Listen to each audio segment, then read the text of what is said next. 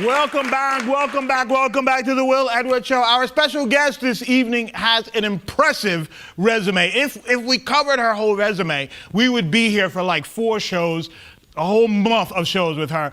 But instead, we're just going to pinpoint on one thing. Ladies and gentlemen, please welcome the very talented Rhayne Thomas. Hey, thank you for being here.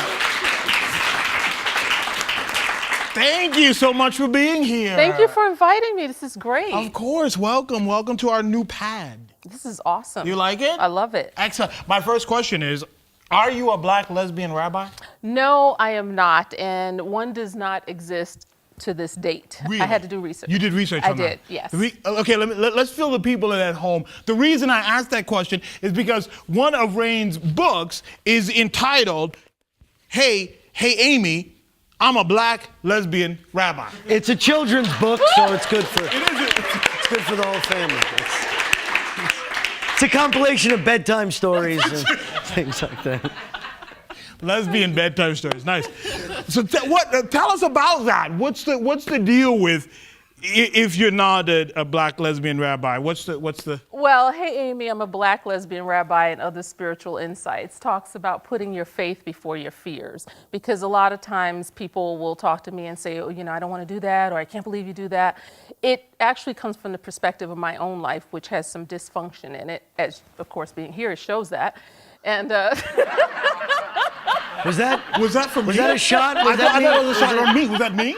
Oh, okay, good. And it has a lot of information there for people to go in. It's nonfiction, and put their faith before their fears, and know that if you surround yourself with great things and great people and stay focused, if you wanted to be a black lesbian rabbi, you could, or anything else in this world. I could? You could.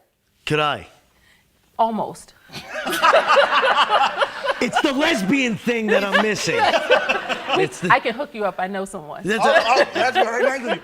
One of the things that I love about your books, everything is very personal. It is about you. It's about experiences that you've had. I got a chance to read this one, which is called Again Baglady, which is very interesting. It's a guide. It's basically a guide on garage sales and yard sales, whether you're going to do one or you're going to one. Exactly. And I thought it was cool.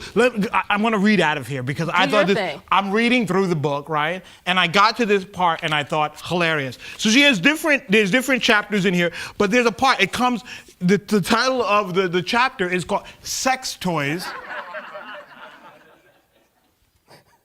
And she writes, not even up for discussion. Garage sales. But the chapter right after that was hilarious to me. Coffins, urns, and their accessories. Which she goes into that there's a possibility that you'll see a coffin or an urn at a garage sale, and obviously you have. I have in the South. It was laid out right in front of the house. I thought, oh, well, that's different. Now, does that come with somebody in it, or it was closed, and so I wrote about that as well, because they asked me if I wanted them to open it. I said, I don't think that's a safe thing to say to somebody. So you give in the book, you give 10 things you should not do while you are trying to sell a coffin or an urn. I'm just gonna read a few of them. Number 1, do not express to me that I'm getting a bargain.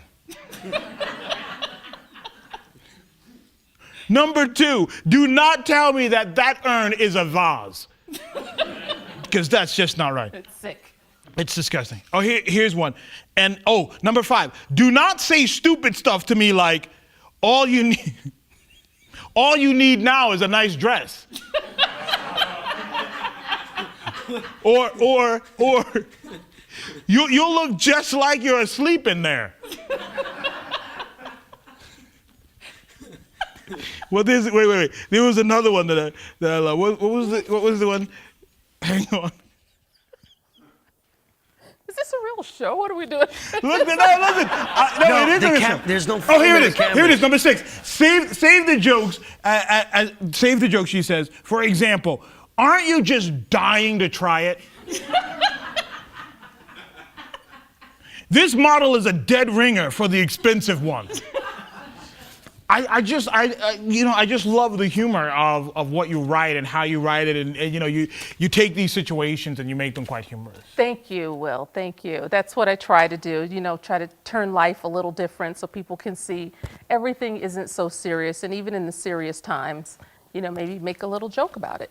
I love it. I went onto your website, I looked onto your website, and this book, I'm 40, I'm feisty, and there's a gray hair in my what? Also a children's book. So on it, I read a young man wrote, he was in England, in the United Kingdom, and he just wrote, I don't write reviews, but I've read some of your books, he said. I'm paraphrasing. I've read some of your books, and I will tell you, I bought the I'm 40 and I'm feisty. I gave it to my wife. I thumbed through it. I bought another copy for myself, he says. Then I bought a copy for my mom and my sisters, and then I bought another copy for my sister-in-laws. I am going to keep reading. What is it about this book? Well, you know what? I'm 40, I'm feisty, and there's a gray hair on my what, and other surprises after age 25. It's a nonfiction again, and it talks about the things that we find important that really aren't. They talk about going gray, or all my friends in there from ages 25 to 92. And I noticed we complained about the same things. I'm too fat, I'm too thin, I'm too tall, crow's feet, which I didn't even know what those were. I thought it was something you eat because my family's from the South. I don't know, and I wanted to put a spin on it, whereas if people could see it and say, you know what, we're being ridiculous, be grateful God has allowed you to get up and take a breath of fresh air, nice. And you're able to have fellowship and have something to eat, or, there's so many things to be grateful for, and we waste a lot of time on things that are superficial. So I just wanted people to see that it's funny getting older. You be blessed that you have the chance to even get older. Well, who inspires you? In terms of writing your books as a writer, who inspires you? This was my husband's idea. Really? Yes, because I'm a musician of 44, 45 years. And he said, when we moved here, I didn't have anything to do. And my husband said, you tell good stories. He says, you should think about writing a book. And I thought, yeah, that's his get off the hook so he doesn't have to listen to me talk. So Tell the wife to write a book. That's right, get your pens out and notebooks. And so being home a lot, I just started writing, and Graceisms was the first one where I made fun of my mom and her family from the South. And then it took on a liking. They actually premiered it in Canada.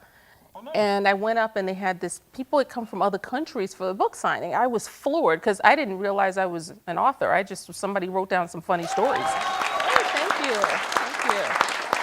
I also read that you are a breast cancer survivor. Yes, 1 year and a few months. Fantastic.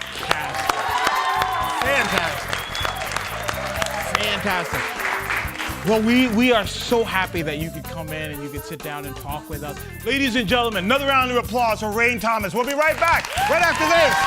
Thank you so much. Fantastic job.